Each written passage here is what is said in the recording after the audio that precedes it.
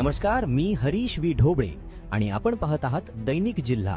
रसुलाबादच्या जिल्हा परिषद उच्च प्राथमिक व माध्यमिक शाळेत रानभाजी महोत्सव उत्साहात साजरा करण्यात आला।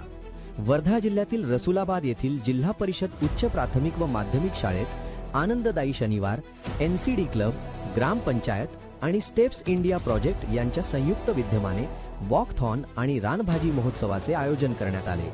या उपक्रमात विद्यार्थी, पालक आणि ग्रामस्थांसह 400हून अधिक नागरिकांनी स्फूर्त सहभाग नोंदवला। कार्यक्रमाच्या अध्यक्षस्थानी सरपंच राजेश सावरकर होते।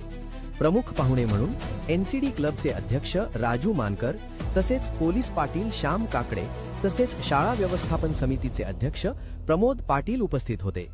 यावेळी सकाळी नियमित चालण्याचे आरोग्यासाठी असलेले महत्त्व उपस्थितांना पटवून देण्यात आले।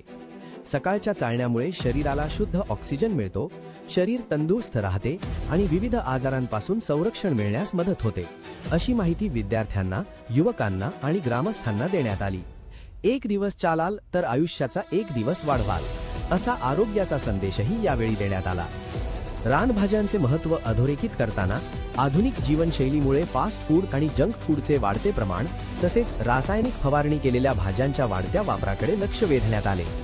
नैसर्गिकरित्या उपलब्ध होणाऱ्या रानभाज्या पौष्टिक, सुरक्षित आणि आरोग्यासाठी अत्यंत लाभदायक असून त्यांचे नियमित सेवन केल्यास रक्तदाब, मधुमेह आणि इतर अनेक आजारांवर नियंत्रण ठेवण्यास मदत होते, अशी माहिती स्टेप्स इंडिया प्रोजेक्टच्या वतीने देण्यात आली।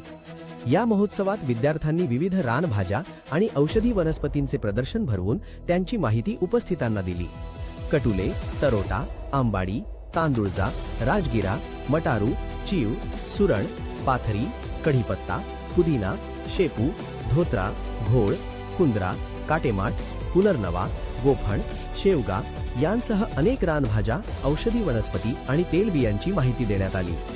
कार्यक्रमाचे संचालन सेवाग्राम रुग्णालयाच्या एनसीडी विभागाचे विजय कोल्हे आणि सुनील लोहे यांनी केले।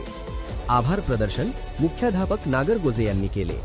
संपूर्ण कार्यक्रमाचे नियोजन मुख्याध्यापक नागरगोजे आणि शाळेतील सर्व शिक्षक वृंद यांनी केले। कार्यक्रमाला ग्रामपंचायत सदस्य, आरोग्य उपकेंद्राचे कर्मचारी, आशा सेविका, अंगणवाडी सेविका, मदतनीस, शाळा व्यवस्थापन समितीचे सदस्य, सीआरपी, व्हीव्हीओ, विद्यार्थी, पालक आणि ग्रामस्थ मोठ्या संख्येने उपस्थित होते।